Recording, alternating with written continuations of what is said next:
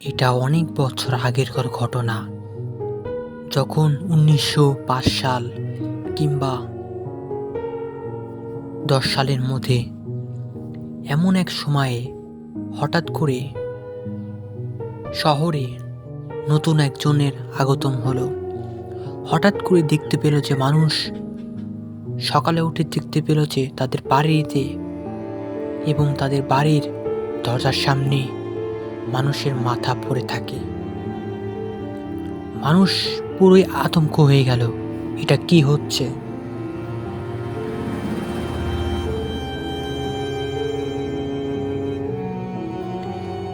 মানুষ পুরোটাই আতঙ্ক হয়ে গেল, এটা কি হচ্ছে এখানে।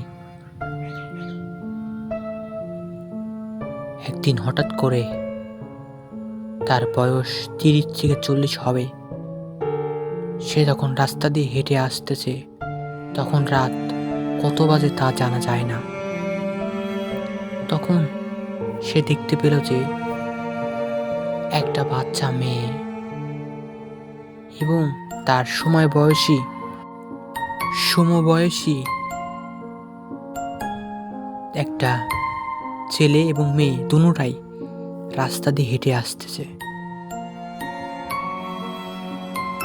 যখন তাদের চোখে চোখ হলো, তখন সেই বাচ্চা এবং ছেলেটা তার কাছে আসলো এবং এসে বলল,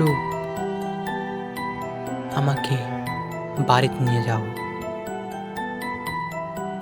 সেই বয়স্ক লোকটা বলল, তাদের কেন আমি বাড়িতে নিয়ে যাব? অচেনা, চিনি না, জানি না, বাড়িতে কেন নিয়ে যাবো তাদের? তখন সে এটি পাত্তা না দিয়ে হাঁটা শুরু করলো। তখন সে আবার ডাক দিল সেই বাচ্চা মেয়েটা। যখন তাকালো, তখন দেখতে পেল যে ভয়ঙ্কর এক ডাক। যখন সে পিছন পিলে ঘুরে তাকালো, তখন দেখতে পেল যে তার দুটি চোখ লাল এবং দাঁত বড় বড়। কি ভয়ঙ্কর একটা ঘটনা!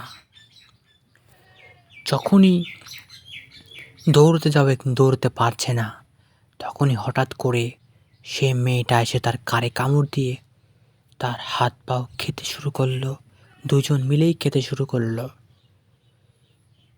সে চিৎকার পারল, কিন্তু তার চিৎকার কেউ শুনতে পারল না।